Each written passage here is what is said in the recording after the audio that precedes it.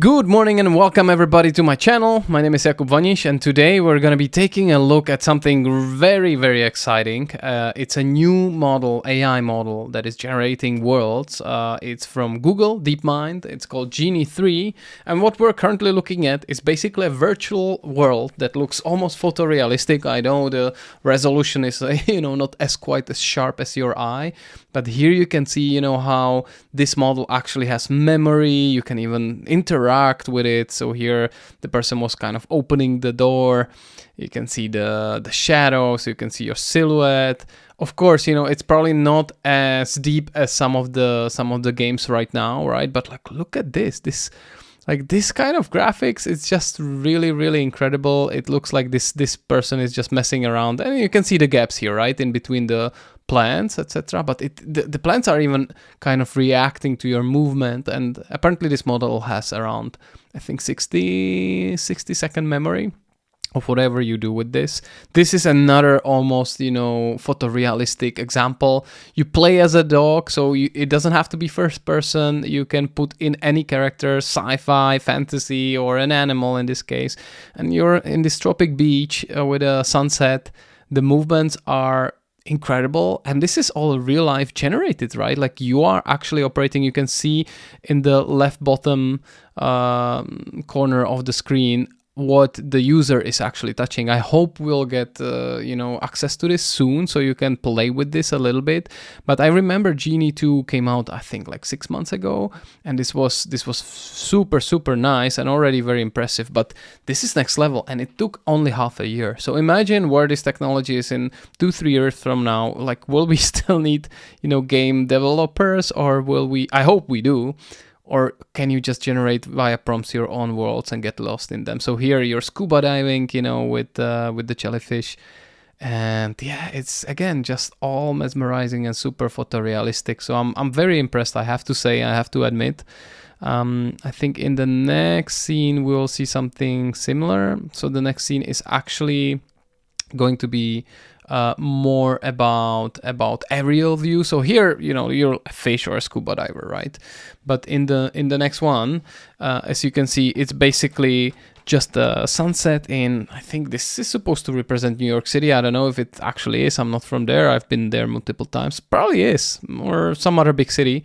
And you're flying around, and like, again, this looks like almost again photorealistic. I think it is New York, though it looks like, yeah, you are in Central Park and you have World Trade Center next to it for some deep reason. Probably, it is just a generated city that looks a lot like New York City, I guess. But again, look at the reflections of the sun, and like these kind of graphics we don't currently have in the video game. So I'm really impressed. And if this tech catches up, it can be used for simulating anything, like I don't know, trainings in your at your work, etc.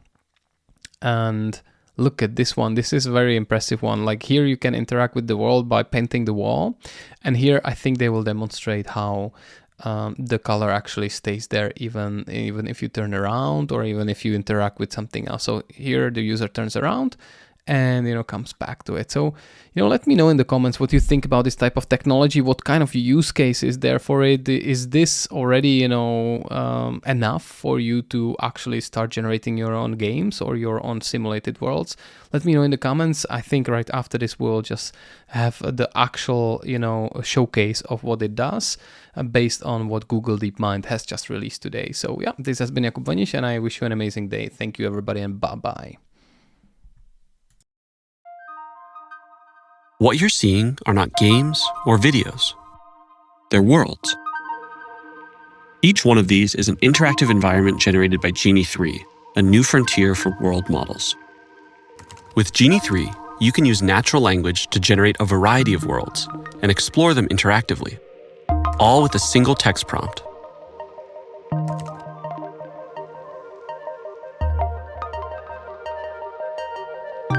Let's see what it's like to spend some time in a world. Genie 3 has real-time interactivity, meaning that the environment reacts to your movements and actions. You're not walking through a pre-built simulation. Everything you see here is being generated live as you explore it. And Genie 3 has world memory. That's why environments like this one stay consistent. World memory even carries over into your actions. For example, when I'm painting on this wall, my actions persist. I can look away and generate other parts of the world. But when I look back, the actions I took are still there. And Genie 3 enables promptable events, so you can add new events into your world on the fly. Something like another person or transportation. Or even something totally unexpected. You can use Genie to explore real-world physics and movement, and all kinds of unique environments. You can generate worlds with distinct geographies, historical settings, fictional environments, and even other characters. We're excited to see how Genie 3 can be used for next-generation gaming and entertainment. And that's just the beginning. Worlds can help with embodied research, training robotic agents before working in the real world, or simulating dangerous scenarios for disaster preparedness and emergency training. World models can open new pathways for learning, agriculture, manufacturing, and more. We're excited to see how Genie 3's world simulation can benefit research around the world.